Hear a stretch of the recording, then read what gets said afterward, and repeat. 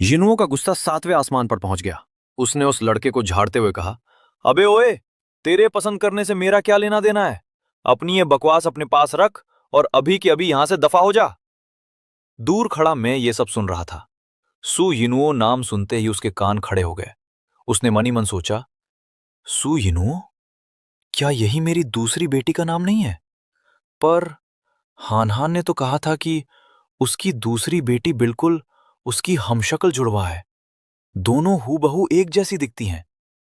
लेकिन मेरे सामने जो लड़की खड़ी है वो तो हानहान जैसी बिल्कुल नहीं लग रही। क्या ऐसा हो सकता है कि सिर्फ नाम एक होने की वजह से ये दोनों बेस्ट फ्रेंड्स बन गई हों? बात कुछ हद तक सही तो लगती है, पर फिर भी कुछ लोचा है दया। इधर वो लड़का जिसका नाम शियाओ हावरान था, वो यिनुओं का रास्ता रोककर खड़ा हो गया। यिनो चिल्लाए, शाओ हावरान, मैं जो भी करूं उससे तुम्हें कोई मतलब नहीं होना चाहिए। तुम करना क्या चाहते हो? मुझे मारोगे? तुम्हें देखना होगा कि मैं सुयिनुओ इसकी इजाजत देती हूं या नहीं। हावरान सन की आशिकों की तरह बोला, सुयिनु, तुम सिर्फ मेरी हो। मैं किसी और ऐरे गैरे को तुम्हारे आसपास भी फटकने नहीं दूंगा। यिनु ने उसे उंगली दिखाते हुए वार्निंग दी। शाओ हावरान, अपनी जबान संभालो। मुझ पर अपनी ये बचकानी और गुंडागर्दी वाली हरकतें मत दिखाओ। सिर्फ इसलिए कि तुम मुझे पसंद करते हो, इसका मतलब ये कतई नहीं है कि मैं तुम्हें एक्सेप्ट कर लूंगी। अभी निकलो यहां से। हावरान चिढ़कर सू जिहान की तरफ मुड़ा और ताना मारते हुए बोला, अबे ओ बूढ़े, क्या तुम सच में मर्द हो? लड़कियों के पीछे क्यों छिप रहे हो? अगर असली मर्द हो तो सामने आओ और मुझसे दो दो हाथ करो। फिर क्या था, मुझे गुस्सा आ गया। लड़ाई की आवाजें और जबरदस्त मुक्के की गूंज। सू जिहान ने एक ऐसा सॉलिड पंच मारा कि हावरान सीधा जमीन पर जा गिरा। हावरान! उसके साथ आए दोस्त चिल्ला उठे। हावरान जमीन पर तड़पते हुए भी अपनी अकड़ दिखा रहा था। वो हंसते हुए बोला, भाई, इसे पकड़ो। अबे ओ बूढ़े, अगर तुमने मुझे मार भी दिया तो क्या हुआ? मेरा बड़ा भाई सांडा मार्शल आर्ट्स का चैंपियन है। उसके नीचे सैकड़ों लड़के काम करते हैं। वो सब मिलकर तुम्हें यहीं जिंदा गाड़ देंगे। तभी भीड़ को चीरते हुए उसका वो चैंपियन बड़ा भाई वहां पहुंचा। लेकिन जैसे ही उसकी नजर सुजिहान पर पड़ी, उसके चेहरे का रंग उड़ गया। वो सुजिहान के रुतबे और ताकत से अच्छी तरह वाकिफ था। वो चैंपियन भाई तुरंत मेरे आगे हाथ जोड़कर खड़ा हो गया और बोला, भाई सू, मेरे इस बेवकूफ छोटे भाई ने आपके सामने जबान चलाई और आपका अपमान किया। प्लीज बड़े दिल वाले बनिए और इसकी इस नादानी को भूल जाइए। इसे माफ कर दीजिए सर। फिर वो घूमकर हावरान पर चिल्लाया, अबे साले, तेरी हिम्मत कैसे हुई भाईसू के सामने अपनी औकात दिखाने की? चुपचाप भाईसू के पैर पकड़ और अभी के अभी माफी मांग। हावरान की पूरी हेकड़ी ढीली हो चुकी थी। वो थर थर कांपते हुए बोला, भाई, मुझे माफ कर दीजिए। मुझसे बहुत बड़ी भूल हो गई। हावरान हाथ जोड़कर गिड़गिड़ाने लगा, सुगे भाई सू, मुझे माफ कर दीजिए। मुझसे सच में बहुत बड़ी गलती हो गई। उसका चैंपियन भाई उसे डांटते हुए बोला, सुगे, मेरे इस बेवकूफ भाई को अपनी गलती का एहसास हो गया है। अब तुम दोनों अभी के अभी यहां से दफा हो जाओ और दोबारा कभी सुगे या उनके दोस्तों को परेशान करने की हिमाकत मत करना, वरना मैं खुद तुम्हारी टांगे तोड़ दूंगा। माहौल शांत होते ही वो खूबसूरत लड़की जो सू जिहान से बात कर रही थी, थोड़ा झेपते हुए बोली, सुगे, तो मैं आपकी शॉपिंग में अब और खलल नहीं डालूंगी। मैं यहां से निकलती हूं। और वो जाते जाते बुदबुदाई, पापा। फिर उसे अचानक होश आया और उसने अपना माथा पीट लिया। अरे नहीं, मैंने उन्हें सबके सामने पापा क्यों बोल दिया? हाय राम! उधर आसपास खड़ी कॉलेज की दूसरी लड़कियां सुजेहान का ये स्वैग देखकर उनकी दीवानी हो गईं। एक लड़की बोली, वाह सुगे, आप तो सच में कमाल हो। अगर आप मेरे पापा होते तो मुझे कितना गर्व होता। दूसरी चहकी, हाँ यार, मेरा भी मन कर रहा है कि मैं सुगे को पापा बोलूं। आप इतने हैंडसम और डैशिंग हो, आप ही हमारे पापा हो। मैंने अपना सिर पकड़ लिया।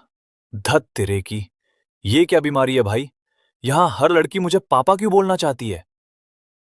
इधर रैक के पीछे छिपी सुयिनियों का चेहरा डर और शर्म के मारे लाल हो चुका था। उसने सोचा, उफ, पापा की नजरों में तो मेरी इमेज एक बागी और बिगड़ैल लड़की जैसी बन गई होगी, जो लड़कों से लफड़े करती है। नहीं नहीं, मुझे यहां से चुपचाप खिसकना होगा। पहले रूम पर जाकर अच्छे से कपड़े बदलूंगी और फिर दोपहर को एक संस्कारी बेटी की तरह पापा से मिलने जाऊंगी। वो हॉस्टल की तरफ भागी और भागते भागते उसने फोन लगाया। हेलो बड़ी दीदी, तुम आमतौर पर कौन से ब्रांड के कपड़े पहनती हो? जल्दी बताओ ना। बड़ी बहन हैरान हुई। मैं? वो, हाँ, डुईशे ब्रांड के। पर छोटी, तू अचानक ये सब क्यों पूछ रही है? यिनियो ने बात घुमाई। अरे बस ऐसे ही नहीं पूछ सकती क्या? अच्छा रखती हूं। फोन कटने के बाद हाँ हाँ सोच में पड़ गई। उसने ग्रुप चैट पर बाकी बहनों से पूछा, सुनो, यिनियो मुझसे पूछ रही थी कि मैं कौन से ब्रांड के कपड़े पहनती हूं। क्या वो हाडू स्टोर से शॉपिंग करने जा रही है? चौथी बहन ने तुरंत रिप्लाई किया, बिल्कुल नहीं दीदी, मैं उसे पहले भी उस स्टोर पर ले गई थी। वो कभी अंदर तक नहीं गई। उसे दुकान के बाहर बैठकर सोडा पीना ज्यादा पसंद है। पक्का वो अपनी किसी दोस्त के लिए पूछ रही होगी। हान हान ने कहा, हो सकता है। तभी हान हान की नजर दीवार घड़ी पर पड़ी। अरे बाप रे, सुबह के 7:30 बज गए। वो उछलकर बिस्तर से उतरी। मुझे जल्दी से नहाकर नाश्ता बनाना होगा, ताकि जब पापा घर आएं तो उन्हें एकदम गर्मा गर्म नाश्ता मिले। कुछ ही देर में सू जिहान घर लौटे। हान हान किचन में नूडल्स उबाल रही थी।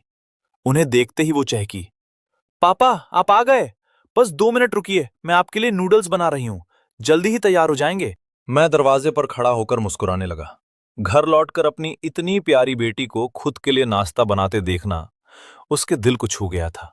वो अंदर आया और सोफे पर बैठते हुए बोला, आज सुबह जब मैं सुपरमार्केट गया था तो वहां माओडा यूनिवर्सिटी की तुम्हारी एक दोस्त से मिला था। हाँ हाँ ने चौंक कर किचन से बाहर झांका।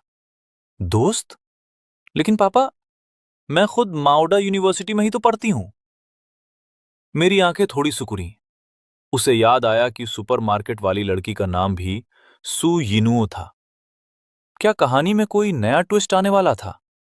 हाहा ने नूडल्स को प्लेट में निकालते हुए कहा, अरे पापा, माओडा यूनिवर्सिटी में मेरी कोई दोस्त नहीं है।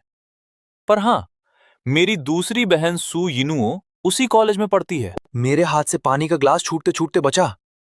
क्या सू यिनुओ वहां है? क्या तेरे पास अपनी उस दूसरी बहन की कोई फोटो है? हाहान ने अपना फोन निकाला। हाँ पापा, मैं कल आपको दिखाना भूल गई थी। मैं अभी व्हाट्सएप करती हूं। जैसे ही सू जिहान के फोन की स्क्रीन पर फोटो चमकी, उसके होश उड़ गए। ये वही लड़की थी जो सुबह सुपरमार्केट में लड़कों को धो रही थी। ओ तेरी, तो ये सच में मेरी दूसरी बेटी सू यिनुओ ही है। और मुझे अच्छे से याद है कि उसने जाते जाते मुझे पापा भी कहा था। मैंने अपना सिर पकड़ लिया। अरे यार, और मैंने गुस्से में आकर उसे हाँ हाँ की दोस्त बोल दिया था। अब मैं क्या करूं? मुझे रूठी हुई बेटियों को मनाने का कोई एक्सपीरियंस नहीं है भाई। तभी बैकग्राउंड में एक मोटिवेशनल म्यूजिक बजने लगता है। सुजिहान ने खुद को शीशे में देखा और हौसला बढ़ाया। चलो सुचैन, तुम कर सकते हो। आखिर तुम उनकी असली बाप हो। वो तुम्हें जरूर पसंद करेंगी। चलो, अपनी दूसरी बेटी को घर लेने चलते हैं। तभी कॉलेज के गेट के सामने एक महंगी गाड़ी आकर रुकी और जोर से कार का हॉर्न बजा। गाड़ी का शीशा नीचे हुआ और मैंने आवाज लगाई, इधर आओ।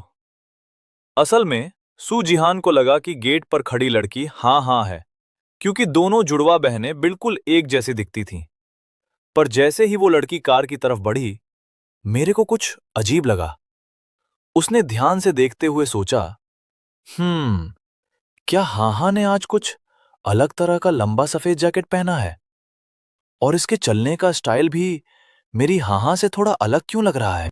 भाई लोगों, इसका नेक्स्ट पार्ट अभी रोक दिया गया है और इसका नेक्स्ट पार्ट आने में कुछ ज्यादा समय लग सकता है। इसके लिए मार्को सेनपाई यानी आपके बड़े भाई दिल से माफी मांगते हैं।